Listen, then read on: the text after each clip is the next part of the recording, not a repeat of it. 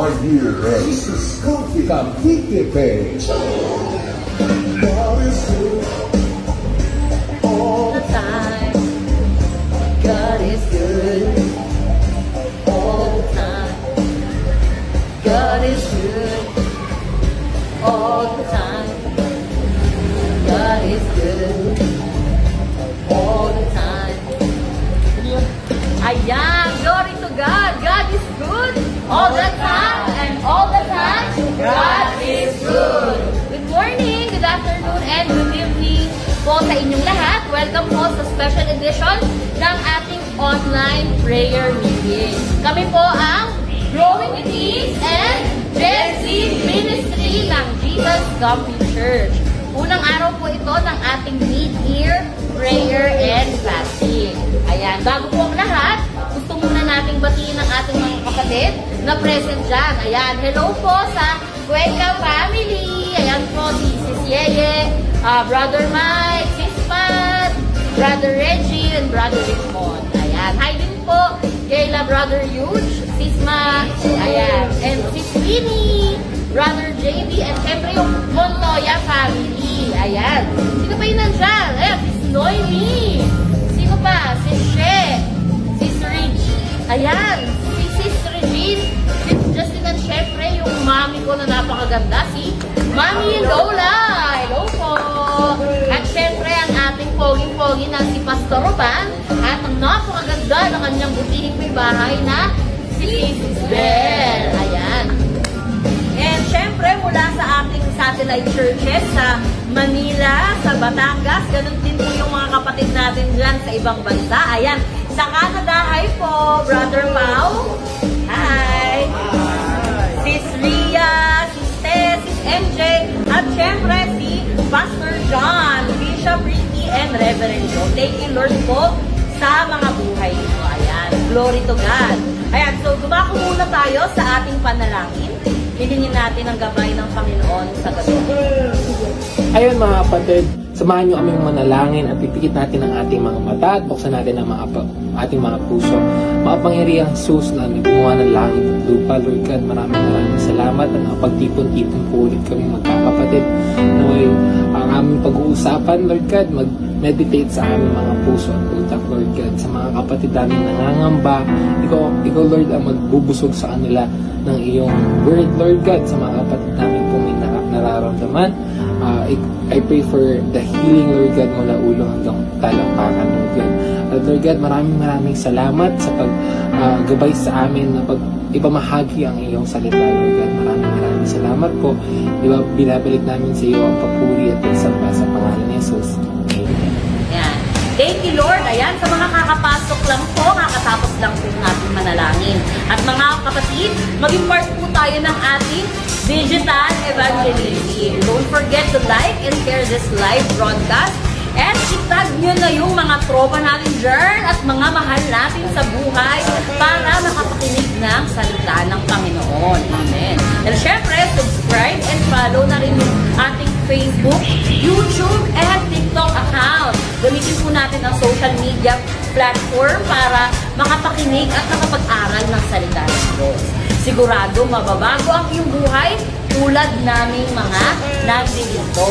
And every Wednesday naman, meron tayong Bible study via Zoom, 8:30 PM po yan. Siyempre with Pastor Roban, napakarami nating matututunan dyan. Thank you, Lord. And siyempre, meron din po tayong physical gathering every Sunday, 11:30. Dyan lang yan sa J-Mall, Pulang Lupa sa Las Piñas. And sabay-sabay tayong magpuri at dakilain ng Panginoong Jesucristo. By the way, kung first time mong makapanood dito, i-type mo dyan ang New Blessing! Ayan, nagagalak po kami na makasama ka sa pakikinig sa salita ng Diyos. Ayan, so awit muna tayo sa Panginoon. Ang kakantahin natin ay ang original composition ng Jesus Comfy Church. Ang title ay Walang Imposible. Ayan, salamat po sa buhay ng ating media team na maglalagay ng lyrics dyan sa ating comment section. Glory to God. Awit tayo mga anak.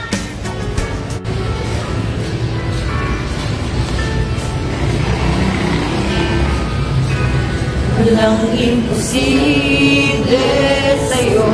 Walang imposible sa'yo. Walang imposible. Lahat ay kaya mo.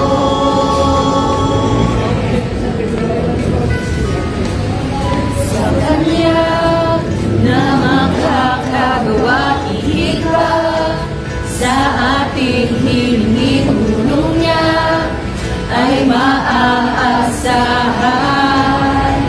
Laging may pag-asa, laging may pag-asa.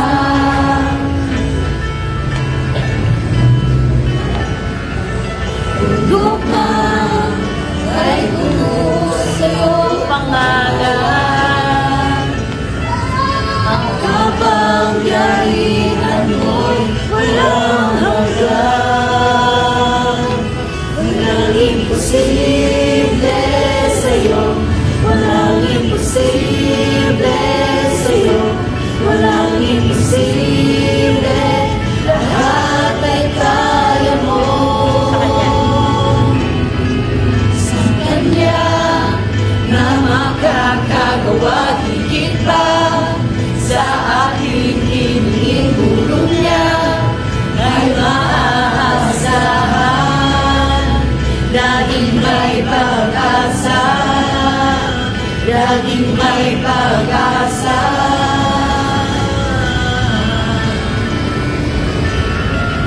Tugok man ay tugok sa iyong pangalan. Ang kapangyarihan mo'y walang hanggan. Walang imposible sa'yo. Walang imposible sa'yo. Walang imposible. Lahat ay kaya mo. Walang imposible sa'yo. Walang imposible sa'yo. Walang imposible. Lahat ay kaya mo.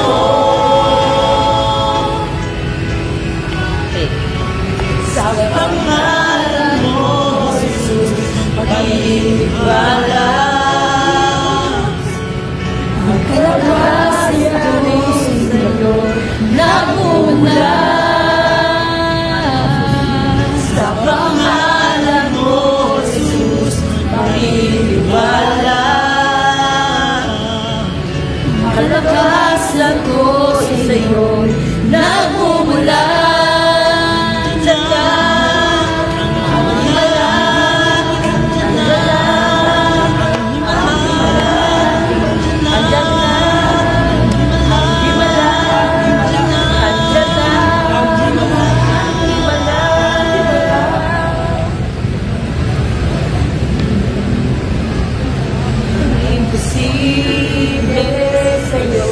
Walang imposible sa'yo. Walang imposible. Lahat ay kaya mo. Walang imposible sa'yo. Walang imposible sa'yo. Walang imposible. Lahat ay kaya mo. Walang imposible sa'yo. Walang imposible sa'yo. Walang imposible. Lahat ay kaya mo. Walang imposible. Amen! And thank you, Lord. Ang title po ng ating kinanta ngayon ay Walang imposible sa'yo. Thank you, Lord. Napakasarap talaga magpuri sa Panginoon. And kapatid, coffee break muna tayo.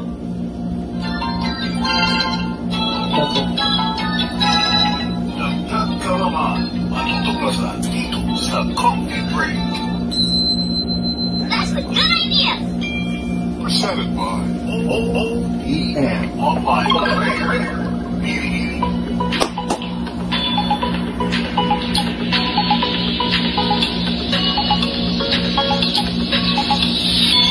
Thank you, Lord. Ang ating coffee break ngayon ay about kay Daniel. And sa tanong nga ba, ilang taon na nga ba siya nung itinapon siya sa lion's den? Ang gandang tanong nun, brother. Now, so, ayun, based sa mga studies and there's no specific Bible verse na binanggit yung Bible, pero nung first reign ni King Nebuchadnezzar na matatagpuan sa Daniel 2, chapter 1, na pinatawag yung mga young men or young wise men. Nung tinatawag siya na ganon, he was 15 years old, based on sa dates ng King Nebuchadnezzar, which is 605 and 562 BC. So, and we all know, the study says that the Jews were enslaved in Babylon for almost 70 years. So, meaning 15 plus 70, si Daniel ay almost above 80 na nung tinapon siya sa lions. Then this is all according to the studies and the scholars who are researching our Bible and our history. So, ayun lang. There's so many things na matatagpuan sa Daniel on bakit siya na punta sa lions den, and ano nga ba yung mga background ni Daniel dati. So, alam mo ba si Daniel? Isa sa pinaka-poging tao yan dun sa mundo ng Babylon, boy! Sana all! So, ayun lang. So, that is our coffee break. Dagdag kalaman, matutuklasan dito sa Coffee Break. That's a good idea! Presented by OOEN Online Prayer Media.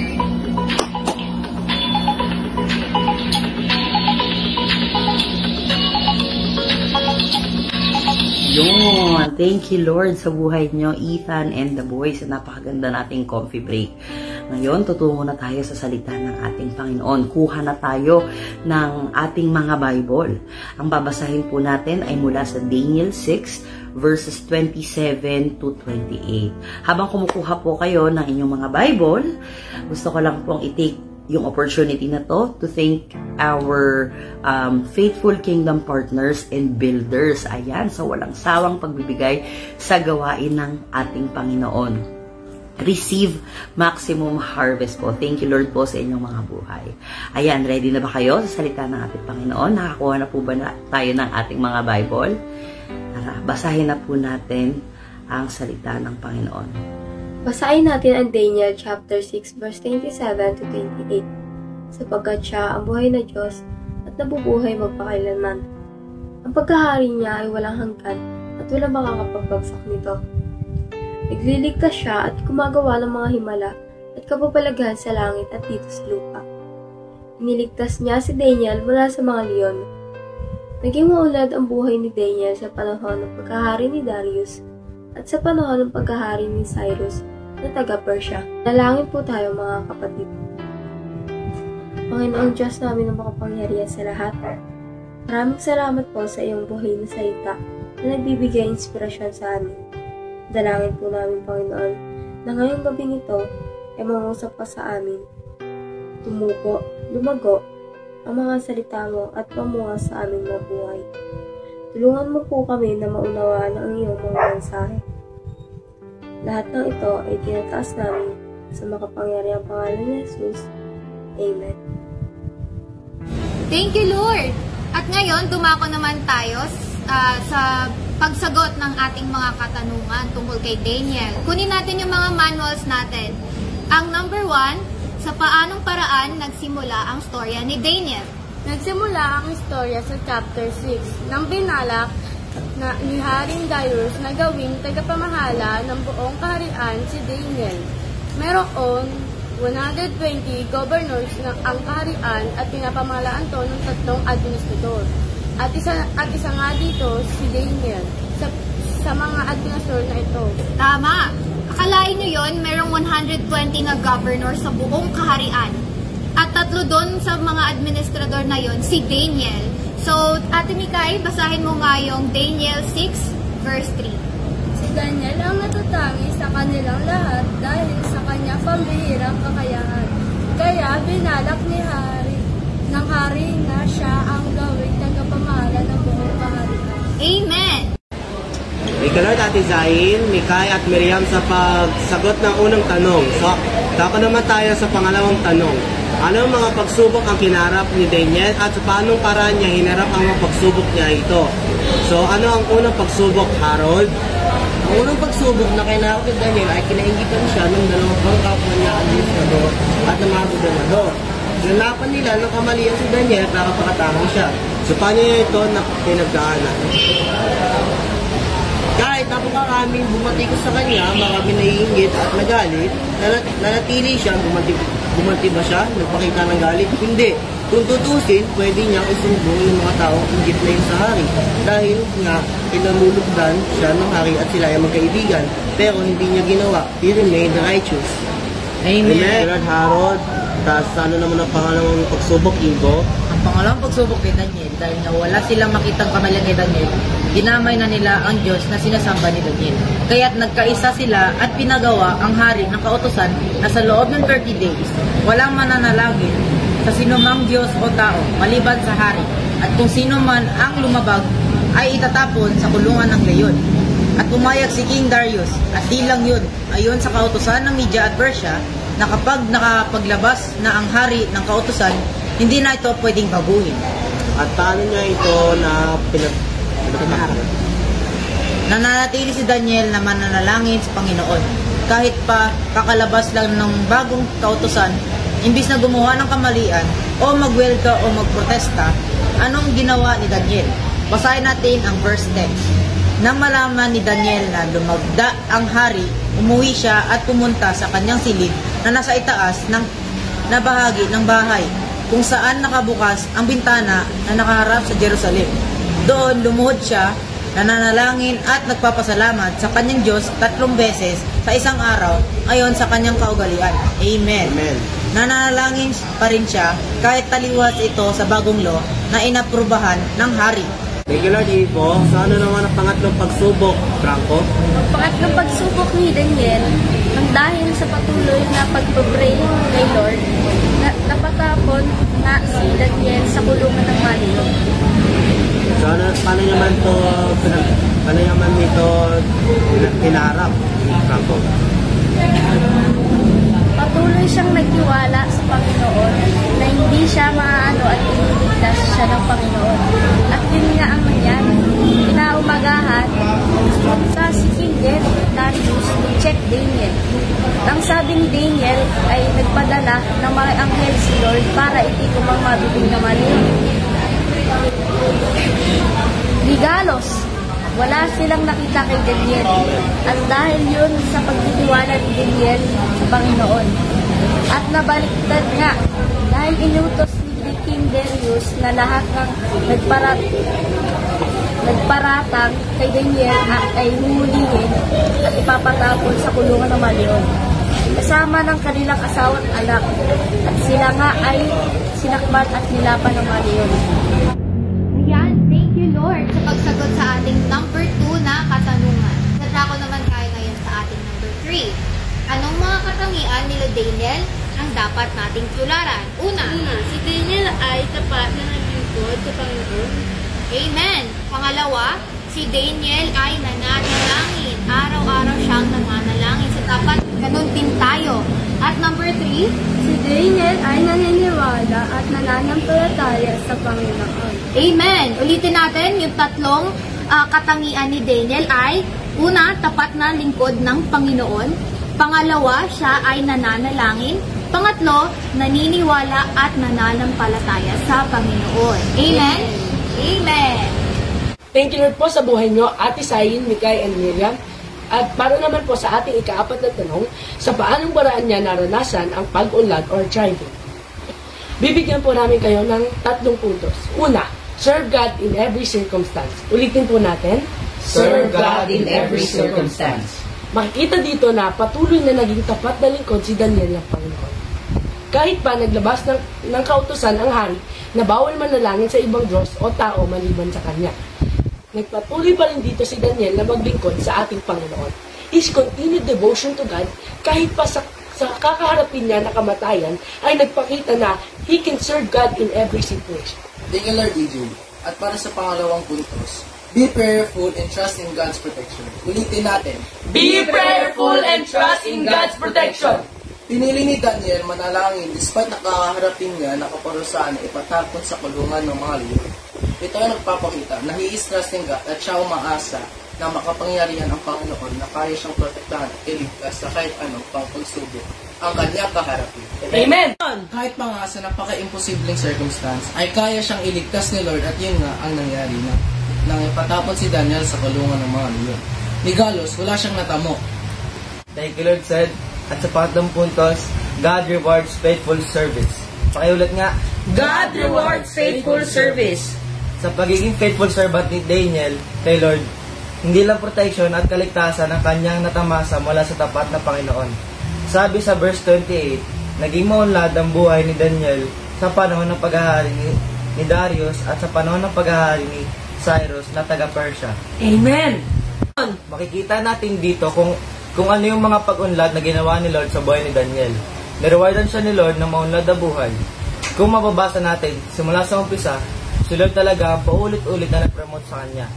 God gave him promotion, influence, na dahil sa nangyari, God was praised by the king. At ang king na mismo ang nagsabi sa buong kaharian na dapat i-praise si God ng lahat. Amen! It is just a proof that nagre-reward talaga si Lord sa mga faithful servants. Amen! Thank you, Lord, sa buhay nyo, EJ, Karen, and Cedric. So, dadako naman tayo sa ikalimang katanungan. Anong mga susi ang iyong natuklasan para maranasan ang pag-unlad ngayong taon? So, ikauna, choose to fear God over men. Ulitin po natin. Choose to fear God over men. Sa patuloy na paglilingkod natin sa Panginoon, hindi tayo exempted sa mga sasabihin ng ibang tao. May mga tao na babatuhin ka ng masasakit na salita at babatikusin ka at pilit kang ibababa dahil sa inggit at kung ano mang dahilan.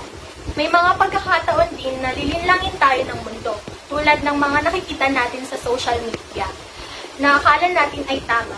Hindi natin kailangan sumabay sa uso para i-please ang mga tao. Palagi nating tatandaan na hindi tao ang kailangan nating i-please kundi si Lord. Sabi nga sa Acts chapter 5 verse 29, we must obey God rather than human beings. At sa Galatians chapter 1 verse 10, for am I now seeking the approval of men or of God, or am I trying to please men? If I were trying to please men, I would not be a servant of Christ. Amen! So we should always remember we have to please God in every circumstances. Thank you, Lord, Ate Ruby. Ang pangalawang susi naman ay no matter what happens, never give up on God. Ulitin po natin, No matter what happens, never give up on God. Bilang mananampalataya, darating din tayo sa napakahirap na sitwasyon ng ating mga buhay. Maaari sa itong sitwasyon sa pamilya, sa kalusugan, sa trabaho, o sa pag-aaral, o sitwasyon na akala natin dead end na. Pero kahit ano pa yan, magpatuloy lang tayo sa ating paglilingkod sa ating Panginoon. Si Lord, ilang beses na natin napatunayan na tapat siya sa kanyang mga lingkod. Good news doon, mga kapatid. Di tayo mag-isa lalaban sa mga pagsubok dahil ang pangako ni Lord sa Deuteronomy chapter 31 verse 6, be strong and courageous. Do not be afraid or discouraged, for the Lord your God will be with you wherever you go. Kasama natin si Lord sa bawat pagsubok. Hindi na tayo iiwan o pababayaan. So we should not give up on Him just because of a difficult circumstance. Thank you, Lord Cheska. Ang pangatlong susi naman natin ay be prayerful and stand firm in your faith. God is a faithful rewarder. Ulitin po natin. Be prayerful and stand firm in your faith. God is a faithful rewarder. Tulad ni Daniel, patuloy lang tayong manalangin at manampalataya sa Lord. Being prayerful is also an indication that we are humbling ourselves. Na hindi tayo aasa sa sarili nating lakas, kundi kay Lord. Hindi natin kaya kalabanin ang mga malalaking leon sa buhay natin. Kung maniniwala lang tayo sa sarili nating lakas, malala pa lang tayo at kakainin mga buhay ng mga ito. Pero kung tayo ay patuloy na mananalangin sa Panginoon nating tapat, siya ang makikipaglaban para sa atin. Sabi nga sa Exodus chapter 14 verse 14, ang Panginoon ang makikipaglaban para sa inyo. Hindi nyo kailangang makipaglaban pa. Sabi sa Hebrews chapter 11 verse 6, without faith, it is impossible to please God, because anyone who comes to Him must believe that He exists and that He rewards those who seek Him. Amen. Amen! Patuloy lang tayong lumapit at magtiwala sa Lord dahil ang pangako niya ay He rewards those who seek Him. Tapat si Lord sa kanyang mga pangako. Hindi siya nagbago. Kaya manatili tayong umasa at manampalataya sa Lord. Thank you, Lord. Amen yan. Thank you, Lord, mga anak. Privi, Krista, and Cheska. So, ulitin natin kung ano yung 3 puntos. Yung una, choose to fear God over men. Second, no matter what happens, never give up on God. And last, be prayerful and stand firm in your faith because God is a faithful rewarder. Amen. And tulad ng si Daniel ay inihagi sa kulungan ng mga leon, there is someone who was delivered by evil men to die in the cross. They want him dead, but death could not hold him down. On the 3rd day, he rose again. Sino yun? He is Jesus. Tulad ng pagsara ng Diyos sa mga bibig ng mga leon, si Jesus ay muling nabuhay mula sa pagkakamatay. Nagtagumpay laban sa kasalanan at kamatayan para magkaroon tayo ng buhay na walang hanggan. Kaya sa ating mga buhay, mga kapatid, kaya din nating mapagtagumpayan ang kasalanan kung ilalagay natin ang ating pananampalataya kay Jesus. Sapagkat napagtagumpayan mo niya ang kasalanan, kamatayan, ang sanlibutan, nang siya ay namatay sa krus at muling nabuhay. Kaya mga kapatid, sabayan niyo ako sa panalangin. Panginoong Jesus, patawarin mo ako. Ako'y isang makasalanan. Pinagsisisihan ko na ang lahat. Binubuksan ko ang aking puso. At tinatanggap kita bilang Panginoon at tagapagligtas. Salamat po sa pagpapatawad.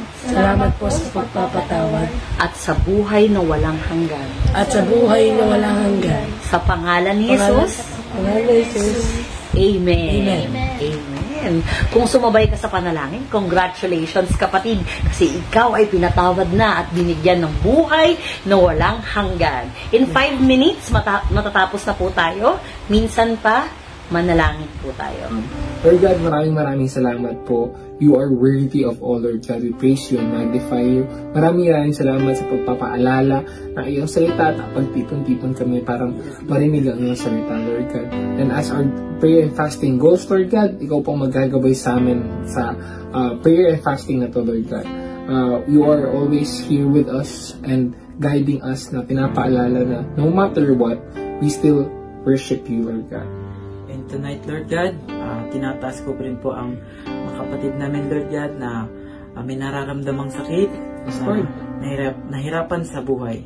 And I pray po, Lord, sa may sakit ngayon, Lord, TB, sakit sa puso, cancer, at kung ano pa may disease, Lord God. And I pray and I rebuke in Jesus' name, alisin mo po sa kanila. Pagalingin mo po sila mula ulo hanggang talampangan. And alisin mo po ang gawa ng mga kaaway, Lord God, na humahad lang sa kanila. And I pray din nga, Lord God, sa aming brother and sisters, sa kanilang business. Bigyan mo po sila ng customers, Lord God, and sa mataas na sahod, sa madaming bookings, and Lord God, sa mga provision na binibigay mo sa amin, Lord God, manguna ka po sa amin. And I pray din, Lord, sa simbahan ko na tinatayo, Lord God, we're excited po na matapos na rin, Lord God, at bawat sa isa, Lord God, bigyan mo po ng alisin mo rin po pala, Panginoon, ng mga pag-aalala sa aming bayarin, Lord God. Ikaw na po bala sa aming sa utang, kung ano man yung araw-araw na financials, Lord God, sa mga sidyante, Lord God, in Jesus' name. And I rebuke din po. And salamat din, Lord God, sa safety namin ngayon. Sa bawat isa ngayong gabi, gabayan mo po at kami patuloy ng papasalamat, Lord God, na kahit anong mangyari, Lord God, kami hindi mo pinabayaan, Lord God. Nakauwi sa mga parating pa po, Lord. Gabayan mo po ang kanilang biyahe at sa mga naghihintay sa kanila, Lord. Yes, Lord. And I pray na ito'y ang unang gabi ng fasting, Lord God, ay maging successful. Sa pangalan ni Jesus, Amen. Mga kapatid, sumabay ba kayo sa panalangin natin kanina? Congratulations! Kasi anak ka na ng Lord!